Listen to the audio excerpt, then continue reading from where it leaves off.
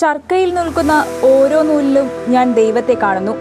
രാഷ്ട്രപിതാവ് മഹാത്മാഗാന്ധിയുടെ ഈ വാക്കുകൾ കൈത്തറിയുടെ പ്രാധാന്യവും അത് ഇന്ത്യൻ ദേശീയതയിലുണ്ടാക്കിയ സ്വാധീനവും പ്രതിഫലിപ്പിക്കുന്നതാണ്. 1905 ഓഗസ്റ്റ് 7 ആരംഭിച്ച സ്വദേശി പ്രസ്ഥാനം തദ്ദേശീയ വ്യവസായങ്ങളെ, പ്രത്യേകിച്ച് കൈത്തറി നെയ്ത്തുകാരെ പ്രോത്സാഹിപ്പിച്ചിരുന്നു. ഈ സംരംഭത്തിന്റെ ഓർമ്മയ്ക്കായാണ് 2015 മുതൽ കേന്ദ്ര ഗവൺമെന്റ് ദേശീയ കൈത്തറി ദിനം ആചരിക്കാൻ ആരംഭിച്ചത്.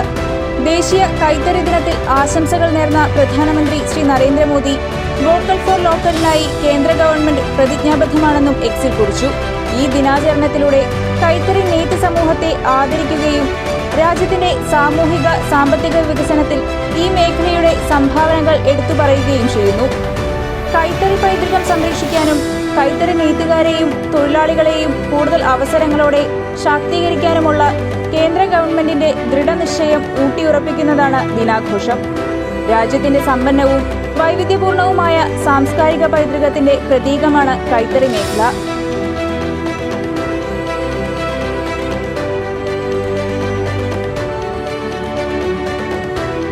പ്രത്യക്ഷമായോ പരോക്ഷമായോ 35 ലക്ഷം പേർക്ക് തൊഴിൽ നൽകുന്ന ഇന്ത്യയുടെ കൈത്തറി മേഖല തൊഴിൽ സൃഷ്ടിയുടെ കാര്യത്തിൽ കാർഷിക മേഖലയ്ക്ക് തൊട്ടുപിന്നിലാണ്.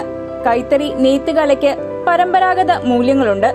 ഓരോ പ്രദേശത്തിനും സവിശേഷമായ ഇനങ്ങളുമുണ്ട്. ബനാറസി, ജംദാനി, ബാലുചാരി, ഇക്കാത്ത്, പടോല, ടസർ സിൽക്ക്, ലഹേരിയ തുടങ്ങിയ ഉൽപ്പന്നങ്ങളുടെ ഡിസൈനുകളും പരമ്പരാഗത രൂപങ്ങളും എന്നിങ്ങനെയുള്ള പ്രത്യേകതകൾ ലോകമെമ്പാടുമുള്ള ഉപഭോക്താക്കളെ ആകർഷിക്കുന്നതാണ്.